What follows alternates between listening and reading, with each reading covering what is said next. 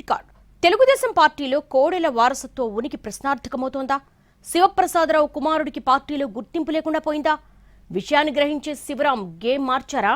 సరికొత్త స్కెచ్తో తన ఉనికి చాటుకునే ప్రయత్నంలో ఉన్నారా? పార్టీ తనను గుర్తించాలంటే రివర్స్ స్ట్రాటజీనే కరెక్ట్ అనుకుంటున్నారా? ఇంతకీ ఏం చేస్తున్నారు కోడెల శివరాం? దాని గురించి పార్టీలో ఎలాంటి చర్చ నడుస్తోంది? ఏపీ పాలిటిక్స్ లో ప్రత్యేకించి తెలుగుదేశం పార్టీలో కోడెల శివప్రసాదరావుకు ఉన్న ప్రాధాన్యత గురించి ప్రత్యేకంగా చెప్పాల్సిన అవసరం లేదు. ఆయన చనిపోయాక కొడుకు శివరాంకి కూడా మంచి ప్రాధాన్యత దక్కుతుందని చాలా మంది భావించారు. ముఖ్యమంత్రి చంద్రబాబు కూడా అప్పట్లో శివరాం బాధ్యత నాదేనని ప్రకటించారు. కానీ టైం గడిచే కొద్దీ పరిస్థితులు మారిపోయాయి. 2024 అసెంబ్లీ ఎన్నికల్లో శివరాంకు సత్తెనపల్లి టీడీపీ టికెట్ ఇస్తారని ప్రచారం జరిగినా అనూహ్యంగా సీనియర్ నేత కన్నా లక్ష్మీనారాయణ తెరమీదకొచ్చారు. దీంతో కోడెల అనుచరుల్లో అసంతృప్తి మొదలైంది.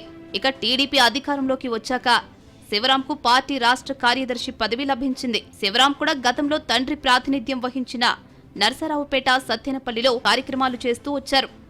ఎలాగైనా 2029లో పోటీ చేయాలన్న టార్గెట్తో పనిచేస్తున్న శివరాంకు తాజాగా ఇంకో షాక్ తగిలింది. ఇటీవల ప్రకటించిన పార్టీ కమిటీల్లో కోడెల శివరాంకు కనీస ప్రాధాన్యత కూడా ఇవ్వలేదు. అప్పటి వరకు ఉన్న రాష్ట్ర కార్యదర్శి పదవి నుంచి తప్పించారు. ప్రత్యామ్నాయంగా ఇంకో పదవి కూడా ఇవ్వలేదు. దీంతో శివరాంకు ఇటు పార్టీలో అటు ప్రభుత్వంలో ఎలాంటి గుర్తింపు లేని పరిస్థితి. ఉమ్మడి గుంటూరు జిల్లాలో అనేక మంది నేతల్ని ఎమ్మెల్యేలుగా గెలిపించిన, రాజకీయంగా ఓతమిచ్చిన కోడెల శివప్రసాదరావు కొడుక్కే ఇప్పుడు పార్టీలో కనీస ప్రాధాన్యత లేకపోవడంపై ఆయన వర్గీయుల్లో నిరాశ పెరుగుతోందట. అదే సమయంలో సత్తెనపల్లి ఎమ్మెల్యేగా ఉన్న కన్నా లక్ష్మీనారాయణకు పార్టీలో మంచి ప్రాధాన్యత దక్కుతోంది. టీడీపీ జాతీయ ఉపాధ్యక్షుడిగా కన్నాను నియమించడం, కోడెల శివరాంకు ఉన్న పదవిని తొలగించడం పుండు మీద కారం చల్లినట్లుగా మారిందని అంటున్నారు. దీంతో ఇక లాభం లేదనుకుని పార్టీలో ఉనికి కోసం శివరాం రివర్స్ స్ట్రాటజీ అప్లై చేస్తున్నట్లు అంచనా వేస్తున్నాయి రాజకీయ వర్గాలు. ఇటీవల పల్నాడు జిల్లా కలెక్టర్ కృతికా శుక్లను కలిశారు శివరాం. రాష్ట్రంలో ప్రముఖ శైవ క్షేత్రమైన కోటప్పకొండకు వచ్చే భక్తులకు సౌకర్యాలను పెంచాలని విజ్ఞప్తి చేశారు. వైద్య సదుపాయం కల్పించడంతో పాటు కొండ మీద పర్మనెంట్ గా డాక్టర్ను నియమించాలని కోరారాయన. అంతవరకు బాగానే ఉన్నా ఆ తరువాతి వ్యవహారం గురించే ఇప్పుడు పల్నాడు జిల్లాలో చర్చ జరుగుతోంది. సత్తెనపల్లి, నరసరావుపేట నియోజకవర్గాల్లో అక్రమ మైనింగ్ జరుగుతోంది అంటూ కలెక్టర్ దృష్టికి తీసుకొచ్చారు శివరాం.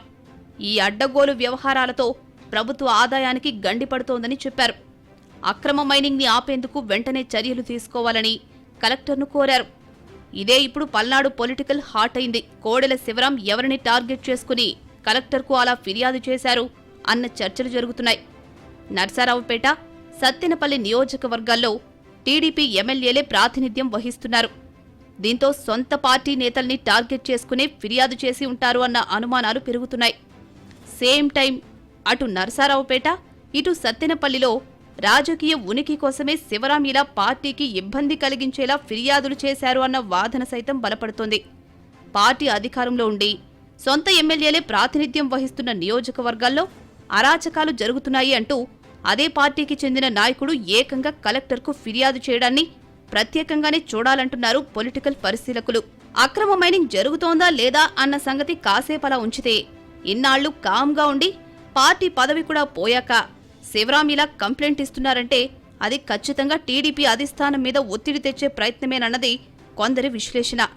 దీనికి హైకమాండ్ రియాక్షన్ ఎలా ఉంటుందోనని జిల్లా టీడీపీ వర్గాలు కూడా ఉత్కంఠగా చూస్తున్నాయి.